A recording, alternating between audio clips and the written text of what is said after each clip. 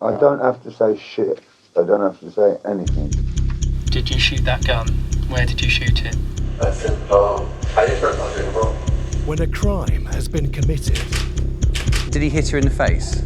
There could be a gun up here anywhere. Detectives must first identify a suspect. He's covering his face as he goes past it. Got this girl here, still looking back as she walks away. Yeah, that is bang in the middle of the crime times. Next, they must search for rock-solid evidence. The offenders were wearing balaclavas. The gun is crucial, isn't it? Yeah. Juries are told you must be sure, but it's so difficult to hit that test. Then they must put their case to the test, face to face with the suspect in the interview room. You often sit in a small room, no more than 2 or 3 feet between you and the person who has raped, murdered, burgled, stolen. It's a little bit of a game, I guess. Chess, poker. You move one piece, they move another one. Will the evidence stand or fall? Will the suspect tell the truth, or will they manage to hide it? They will do anything, say anything.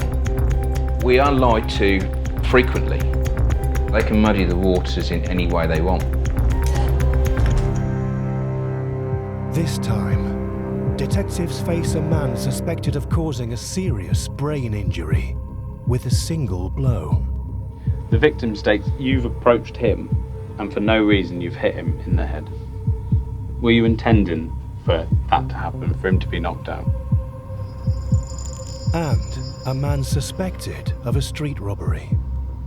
The victim of that is an elderly male. You've hit him in the throat and stolen £20 that he had in his mouth.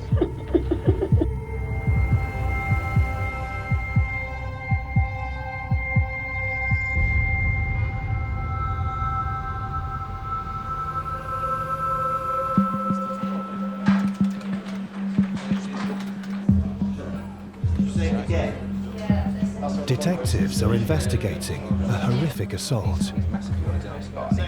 A man is in hospital with a bleed to the brain after what appears to be a completely unprovoked attack.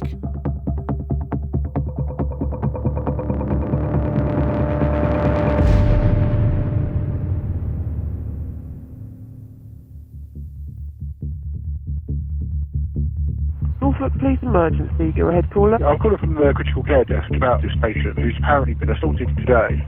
He was having a seizure after sustaining one punch earlier on, had a head injury.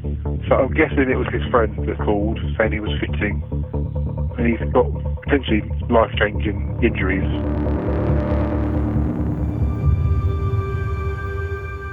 Nearly a fortnight after the attack, Detective Ryan Westrop has finally been able to talk to the victim about what happened. The victim's account is obviously quite blurry because he spent 12 days in Addenbrooke's. And I think for the first 5 days, he was in a coma and he was constantly having seizures. He says he feels like a completely different person. He's getting upset for no real reason.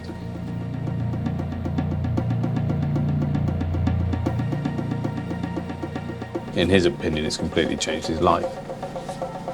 From a straightforward one punch, and that's what it's done to someone.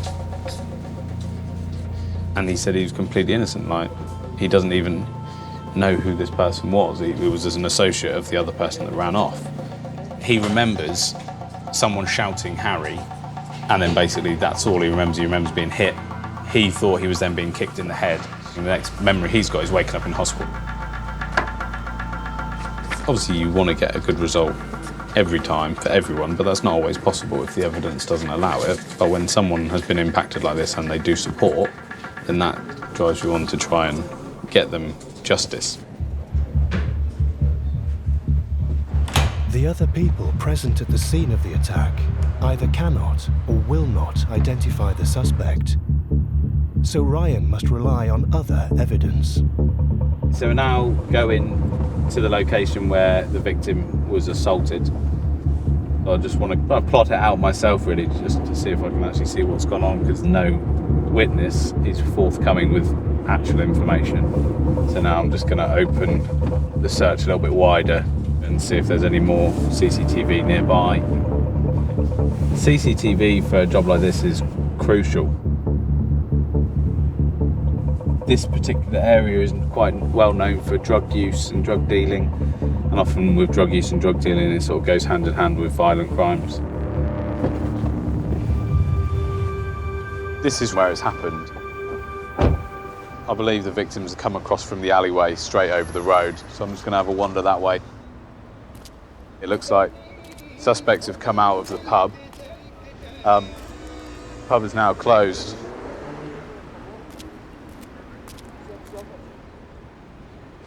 So victim has come out from out here and been met by the suspect who's run across from the pub. There's a camera further up the road, right near the traffic lights, which has been able to capture the whole thing which has happened here. But yeah, essentially it's just one punch. It's harrowing to watch, in all honesty.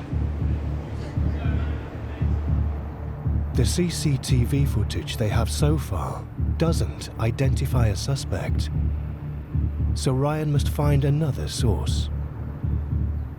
Sometimes what has actually happened is blatantly obvious. It's clear what the truth is, but due to a lack of cooperation or a lack of supporting evidence, we can't actually prove it. It's our job to make sure there are no holes, or as few as possible. It's for us as investigators to cross all those elements out. The devil is in the detail, but the key is linking that all together.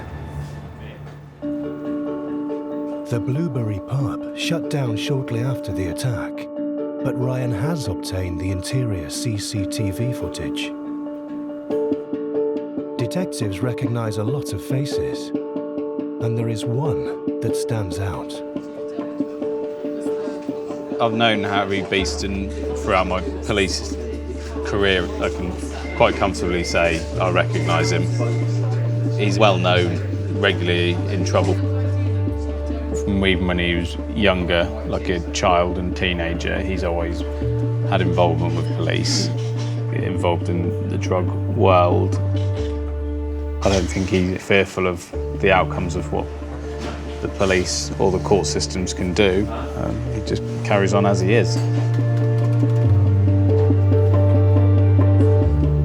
38 investigations for him. Known for his drug use. Concerning the supply, burglary dwelling, stolen goods, threats to kill. Yeah, so he's well known for a variety of offences, really.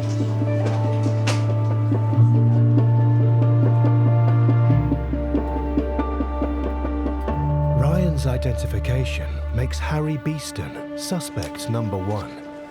But when all the different CCTV sources are compared, will they provide the evidence to prove beyond doubt that he carried out the attack? I'm coming over to you in a minute. Have you got the footage from inside the pub to hand? No, I'll do it for you now. Is this about the time when it's happening? Yeah. So this is the camera where you see Beaston. He starts having conversations with people and his associates. So that's Beaston there. So we've got him in the pub prior to the incident, which I've been able to identify him from. So if I'll show you the external cameras. Okay, so once these two lads go past this alleyway here, you'll then see our victim come out and another male run. Yeah. This guy runs. He continues chasing him.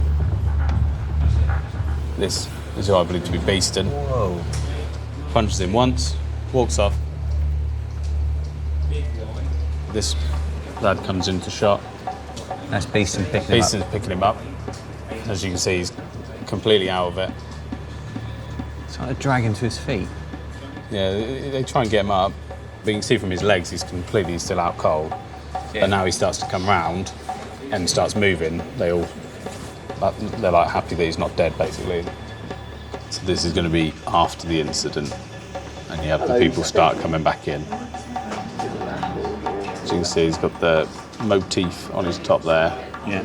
Grabs his jacket. Couldn't necessarily get a clear facial recognition. The clothing, the build, I can comfortably say that is that person with the Times marrying up the actions where he comes back in the pub, goes out to and from. Well, there's no one else that even remotely fits that description. That description. So we still don't know why he did that? No, and from speaking to the victim, he's literally said, I've no issue with him, I didn't even know who he was. And they go over to him, don't they? The other chap runs because we think he's got the issue. Yeah, because they didn't even go for our victim, did they? No. And Beaston turns around and goes, bang. You can see him even sort of lift his hands up and go... Yeah, right. And that's that. There's no need for it, is there? No, it's completely unprovoked. So the plan is to get Beaston. I can pick him up and interview him on response this evening. And we need his phone as well, because there's a high likelihood he's probably texting people about it as well. So if we can get his phone, that'd be good. He's got a girlfriend's address, a nan's address and a mum's address. Fingers crossed he's in tomorrow then.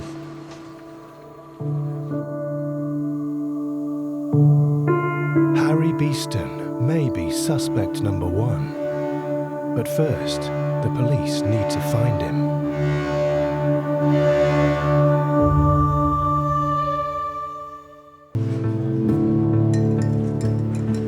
Do you think we're going to need a taser? He has been tasered before. Yeah. The electric gun usually stops people in their tracks.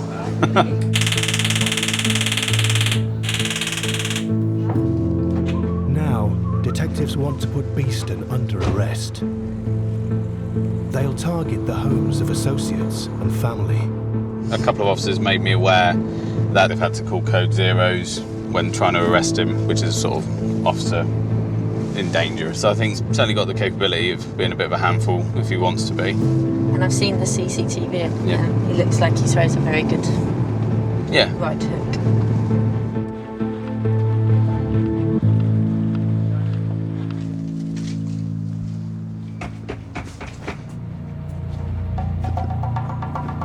The detectives suspect Beaston could be close, hiding out inside one of the addresses.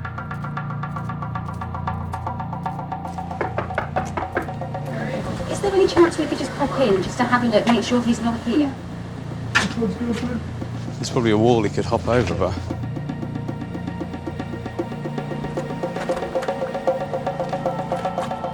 But they can't force entry unless they have firm evidence that he's inside. She said no, he's not there.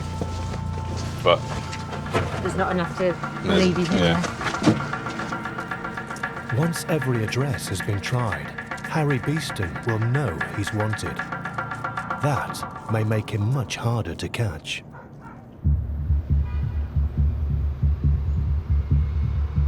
A report has come in of another attack by a stranger in the street. This time, a 71-year-old pensioner says he's been robbed. If you're Norfolk Police...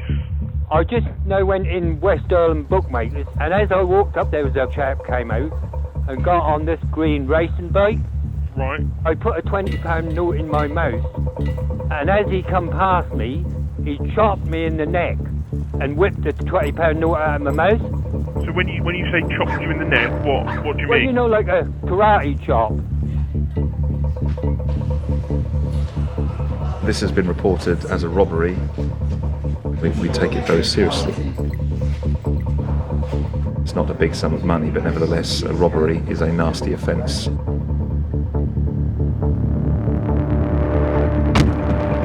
He come up to me, and he sort of went like that, and then like that, and took the £20 note out of my mouth. He chopped me, and then took the... Okay, so he's made contact with you with his Definitely. vest in. Right, okay. Would you be okay to come back to the station so we can grab a quick statement from you? Yeah.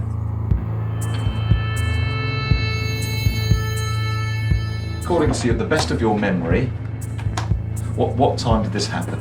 That happened, I can tell you, I left my mother-in-law's at roughly 5:30. Okay, and you know that because you left... Well, I go to my mother-in-law's every night at 5 o'clock, look after her, give her a medicine, make her a cup of coffee. Yeah.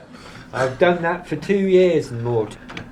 And if I'm 5 minutes late, she create like end. How hard did he hit you, Reginald? Hard enough to actually, because he hit me right on the Adam's apple. Yeah. And I can still actually feel it now. I still feel a bit shaking, if you know what I mean. Yeah. And I'm a very nervous person anyway, I hasten to add. I've always suffered with my nerves. I mean, I'm at an age, you know, where something like that can kill you, can't it? You can have a heart attack or something like that. Yeah.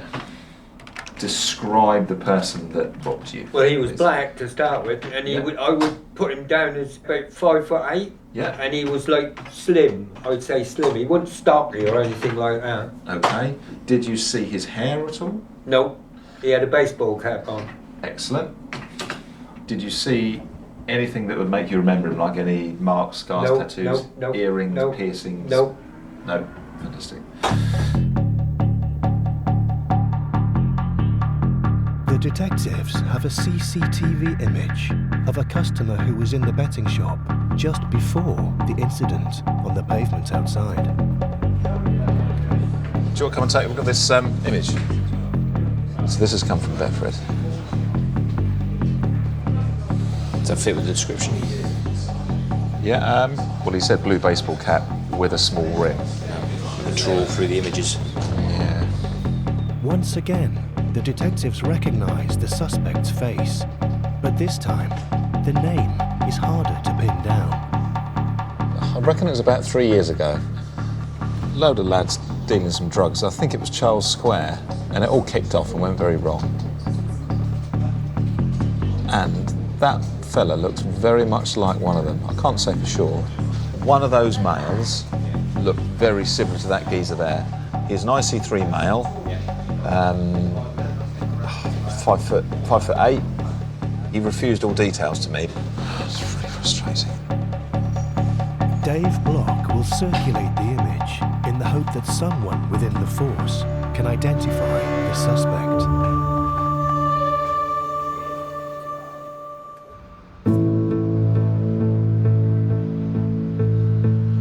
The police have been continuing their search for Harry Beaston, suspect number 1 in the One Punch case. After several attempts to arrest him, the fear is he's gone into hiding. Then, there is an unexpected communication from Beaston himself. Harry is actually called into police, saying that he's aware that we've been trying to get hold of him via his now girlfriend and mum, and he wants to know why, essentially. The pressure has started to work. He knows he's wanted for this. I'm confident he knows that. Beaston agrees to be interviewed on a voluntary basis. That gives him an advantage, as there is no power to seize evidence from him, and he can walk out of the interview whenever he wants. So the detectives need to play their cards just right. We do have to consider our tactics, and we do have to consider our moves. You could use the analogy of a poker game. You've got the cards in your hand, and it's up to us when we play those cards. Detective Ryan Westrop will face Harry Beaston in the interview room. I'm not going to initially disclose the fact that we've got the incident captured on CCTV to see what he says. He may then say, well, I was in the area, but it wasn't me. And then if I show him the CCTV, what's in the pub, and he says, well, yeah, that's me.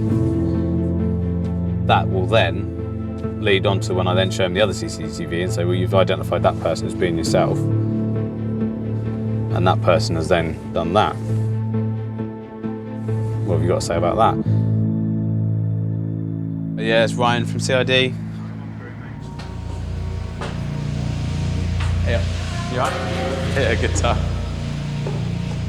But Harry Beaston could just refuse to say anything and make it as hard as he can for the detectives to prove it was him who threw the punch. Okay. So the reason you're here is you're being interviewed in relation to an allegation of a GBH. Now, is there anything at this stage you'll tell me about this allegation? No comment. Okay. Were you at the Blueberry pub around those times? Comment.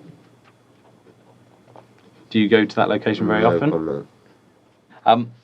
Tell me what's happened then that night. No comment. The victim states you've approached him and for no reason you've hit him in the head. No comment. Were you in fear from him? No comment. Were you acting in self-defense? No comment. What was your intention when you hit him? No comment. Okay, so we've got some CCTV from the Blueberry pub, which shows you inside a few minutes before the incident has actually occurred. I'll just show you those, if I may. So we've got this we're saying is you. Is that you? No comment. Okay. Do you know who that person is? No comment. I'll show you the CCTV. So essentially, you see these two chaps. Once they go around this corner, two people come out, okay? Here come the two people, one of which is the victim. Here come the two males, one of which we believe is you. So this one runs off. This is who we believe is you. This is our victim.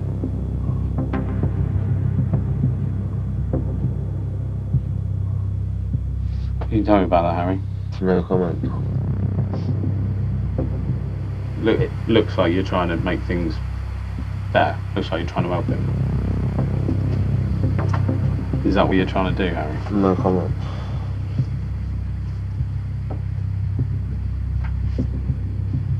What are you thinking when this is happening? No comment. Now you watch him try and get up.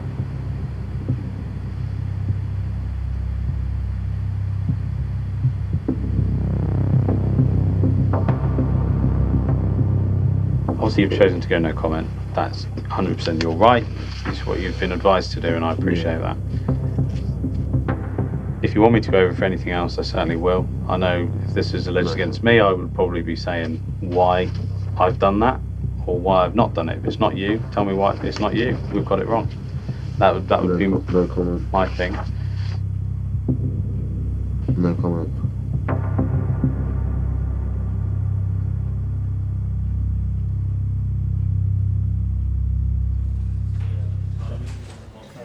How'd you get on? No comment, eh? How do you look though when you show him CCTV? Well, he didn't like watching it, but he kept himself relatively expression free. But yeah, he didn't like watching it. If you get a no comment interview, the feeling is, well, that you're hiding something. If you've done nothing wrong, just tell us where you were, who you were with, and we'll prove you weren't responsible for this crime and you can get on with your daily life. If they don't tell us that, they haven't done it. They remain under suspicion until we prove otherwise. Now it's up to the detectives to find evidence that proves beyond doubt that Harry Beaston is the guilty man.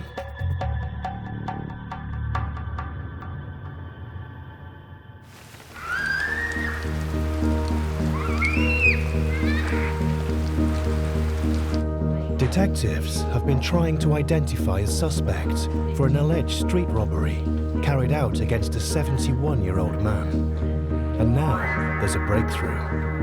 An officer has come back and said, I think I recognise this chap from his custody mugshot, and she was able to provide a partial name, which I've then researched on the system, and we've got a name for him. This man is now suspect number one, and the detectives think they know where to find him. So he's got warning markers that he's violent, he escapes. Yeah, the chap we're trying to arrest is quite an unpredictable individual. Potential to be quite violent.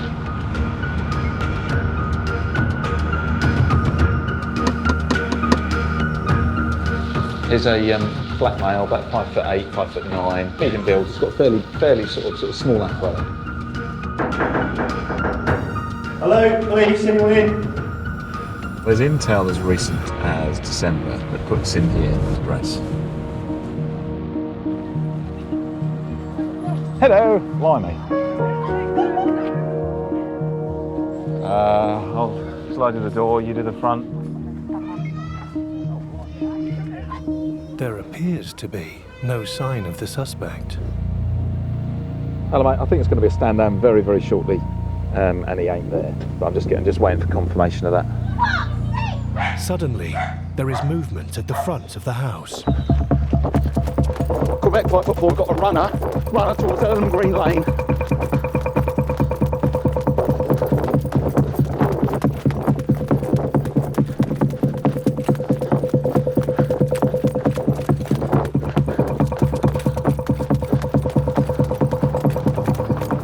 I don't know, I lost him. He's going to be somewhere around here.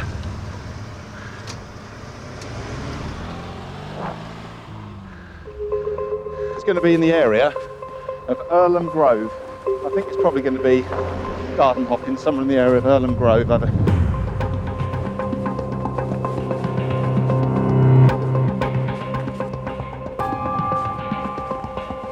I see 3, 5'10", blue top, potentially with big hair.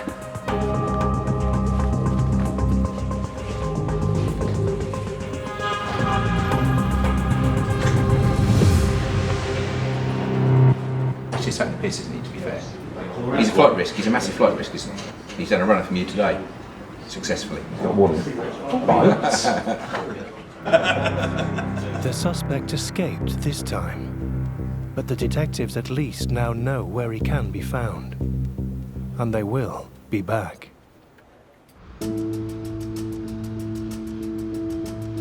Harry Beaston has refused to admit he was responsible for the one-punch assault. The victim, who is still struggling to recover from brain injury, must endure further uncertainty while the police build their case against Beaston. How you doing? You're right, DC Westrop. Managed to interview him, and he's got no comment to everything. He's allowed to do that. However, obviously, we've still got your clothes for forensics, so there is potential for us to be able to submit them for forensics. This will be the last bit. All right, how are you feeling in general? Have you been back to your doctors then? What have they sort of said? Bye. Take care, mate. Bye. Still got headaches every day. Wakes up feeling groggy. It's not like he knows who's done it and he knows why it's been done. It's a complete random attack in his mind. So he's like, everyone that walks past, I think, could they just assault me, sort of thing. And it's horrible, bless him. Ryan still has no witnesses willing to talk. He needs more evidence to rely on, apart from his own identification of Beaston from the pub footage. If your court decided that they didn't believe me, if we can prove that his DNA is on that victim, that adds a lot of weight. And it essentially takes my ID as just being additional evidence, whereas the DNA will be then the strongest evidence rather than my identification. Only the CSI team can judge if there's a chance of getting a forensic link to Harry Beaston. So the reason we want the forensics is because in the interview he's now said nothing, he's got no comment to everything, he's been shown this, decided not to put himself at the scene or anything. We've got the jumper of the victim, and then as you can see the reason we want it is for DNA. Yeah, suspect's got no comment, and as far as we know they've had no previous... Yeah, he says he doesn't know him. So his DNA shouldn't be on. He's got no reason for it to be on there. After seeing that, I would submit it, get the lab to concentrate on shoulders, but further on from that, he's also pulling on his right sleeve quite a lot. So to sort of concentrate on there. The victim's jumper will be submitted for tests, just in case Harry Beaston did leave a trace.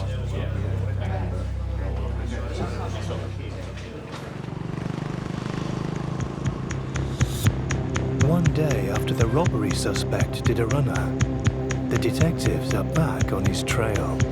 Yeah, Steve, we'll make towards the area robbery of a gentleman, and the suspect ran from the address yesterday. This time, they're going prepared. Yeah, he didn't show any violence yesterday, he just ran from the address. So there was no resistance, it was just running. Luke, again, if you guys can cover the back, we've got authority to continue. That one there, red door. Can you get around the back of the shop, do you think? There's an entrance at the back of the shop.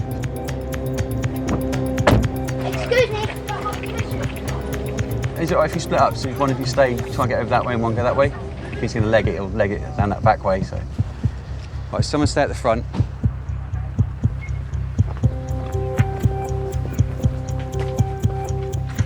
Stay at the gate, stay at the gate.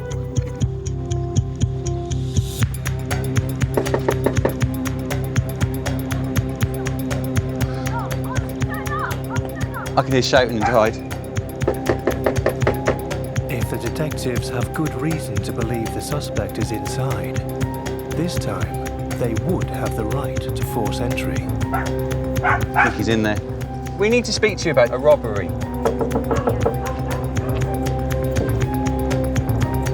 Open Foxy, we've seen him at the window at the top, at the back, so he's in there. He's upstairs, we've seen him. Who are you Open the talking window. about? So you've got two options. You've got two options. We come in with force, or you comply with us. For the sake of your children. If you don't come out now, we're going to knock your door in. Chris, I think he's coming out the front. We're not going to hurt you. Yeah, we're not going to hurt you. We're not going to hurt you. Come on then. Right, thanks. Nothing. Let's go. I'm arresting the sister. So you don't have to say anything, but may harm your defence. Yeah, You're let's not go, meant let's to any go. questions of Yeah, report, anything you somebody knows. Alright, cool. Get used to the car, come on. I'll keep hold of you because you ran last time. Yeah, I'm a good runner, innit? Yeah, I know, Your friend got left. Did he? Yeah. Oh, man. There we go. Pop yourself in. Don't put my hat on. Right, we just need to make sure you've definitely got nothing on you, all right? Nothing. Sure? On.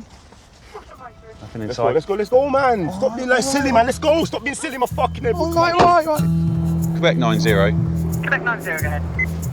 Successful conclusion, one under arrest en route to the pick.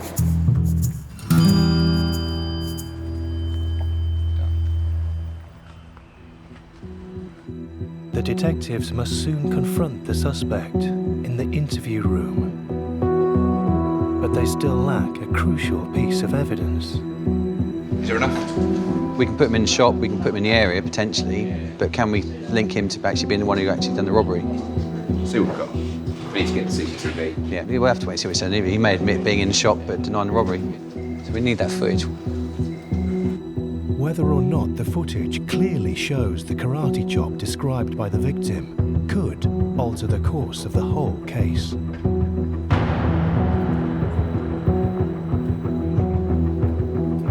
Okay, so here's going to be potentially the suspect.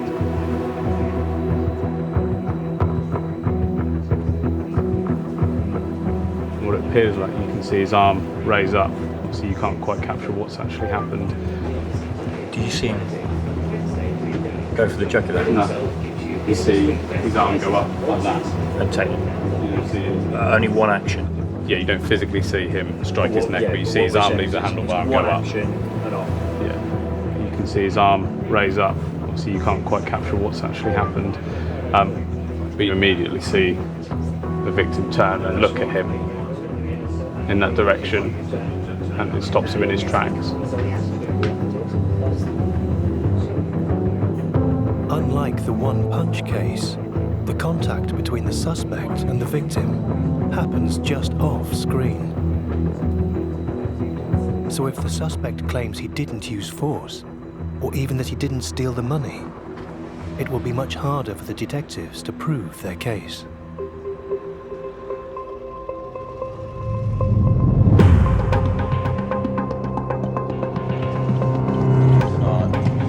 Let's go interview matey boy. There are two sides to every story. We've obviously heard our victims, and we've seen on CCTV it does look like the guy we've got in custody is the chap that's gone and done it, but he may have a perfectly logical reason for doing that. Like, he may know this guy, the guy owes him some money, and he thought, well, I'll sit it, I'll take it out of his mouth, but he owes it to me. Yeah, loads of reasons. Honestly, he threatened me first, and I was concerned for my own welfare. So I committed a preemptive strike, and the £20 there was for the taking, and I took what was rightfully mine back.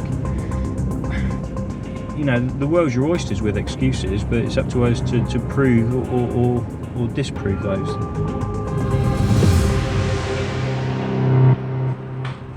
If convicted of a minor theft, the suspect might face just a community sentence. If convicted of robbery, using violence, he could face a serious jail time. Okay, so this interview has been visually recorded and may be given evidence if the case went to trial. Because I'm going to ask you some questions about a criminal offence, I have to caution you. So you do not have to say anything, but it may harm your defence if you do not mention when questioned, something which you later rely in court. Anything you do say can be given in evidence. In essence, what that means is you haven't got to say anything if you don't want to. No, I want to. Okay. Anything you do say can be given in evidence. So if it were to go to court, they can be told what you said today. Obviously, everything's been recorded, and they can listen to a copy of this. So you've been arrested on suspicion of a robbery, which is alleged to have occurred around 5:30, so 5:30 in the evening on Tuesday, the 25th of June, 2019. I can't wait to tell my family this joke, bro. They're gonna laugh at me. £20 a minute's been there for me. And the robbery is alleged to have happened outside Betfred Bookmakers on the West Earlham Centre parade of shops. And it's alleged that the victim of that is an elderly male. You've hit him in the throat and stolen £20 that he had in his mouth.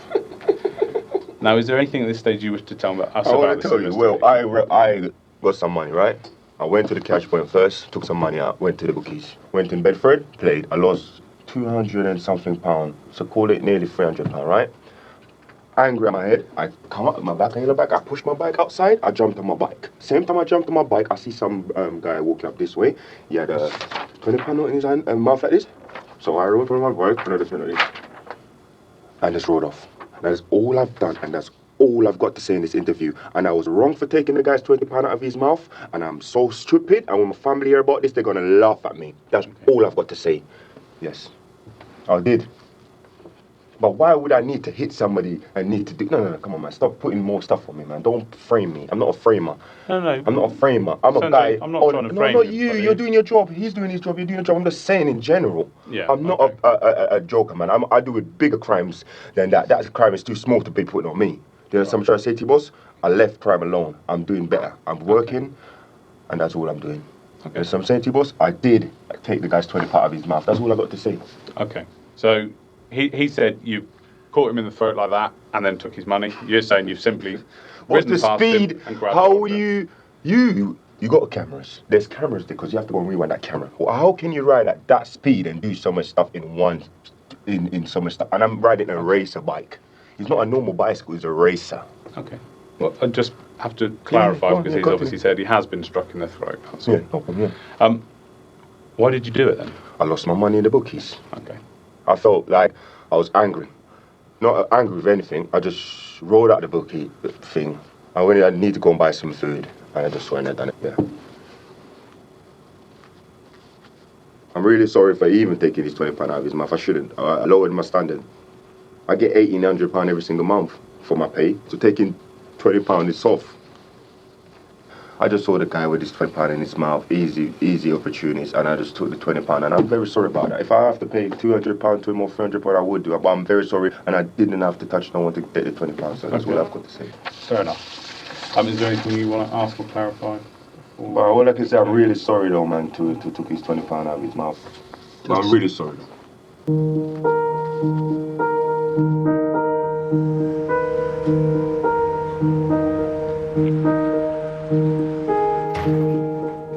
The detectives now have a dilemma. The victim says violent force was used. But did the suspect really intend just to snatch his money? For something as serious as robbery, it's really rare that someone fully admits an offence when we interview them. What's not in doubt in this case is the theft. We know that he has taken this £20 from this elderly gentleman. He is denying the fourth element, which is required to prove the robbery. He's denying that absolutely. He could be doing that because he's been really clever.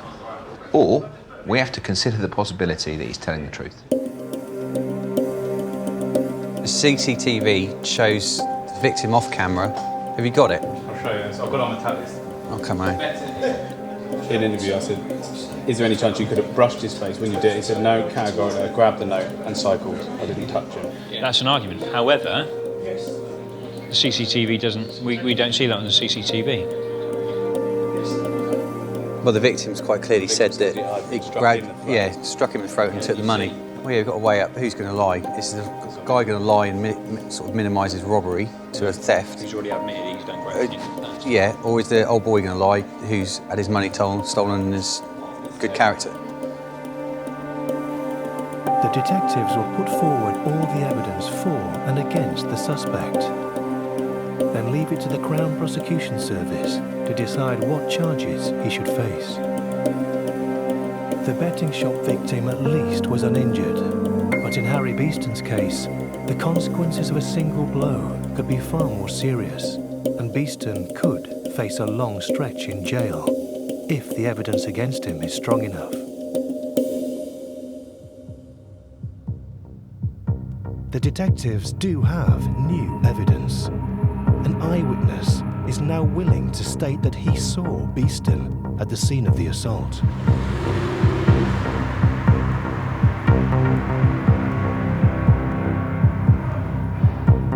Ryan has also been waiting for DNA results on the victim's clothing. The forensic report is back from the lab. They've tested, I think, 5 different locations on that item, all of which have come back being that Beaston's DNA isn't present on the locations. Given how he's been identified from the CCTV, I was a little bit surprised. It says he can be excluded as a DNA contributor. The detectives must now decide whether the evidence against Harry Beaston is enough. Forensics, yeah, they come back as a negative result for Beaston. I would have thought that it may have had something on there, just given the fact on the CCTV you can see there was quite a lot of contact. But the jumper was recovered from the address the victim went back to, not from him at hospital. So the people may have picked that jumper up at the address, moved that jumper prior to giving it to police. Ideally, the forensics would have been key, but they wouldn't have. It doesn't sort of stop the case from going ahead. No. Because ultimately, like I said, the CCTV is great, and Beaston's no commented. So he hasn't given any excuse. No, nothing like that at all. It's strong enough to go.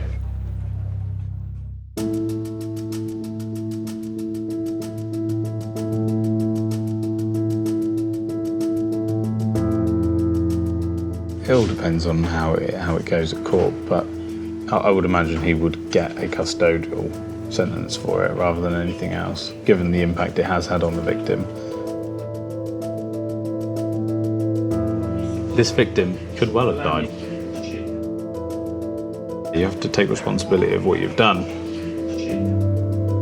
I very much doubt he did intend to cause that level of injury. If he did, he would have kept hitting him. He's not done that. He's punched him once and he's gone to the floor. So I don't think his intention was to ever cause that much harm, but he has.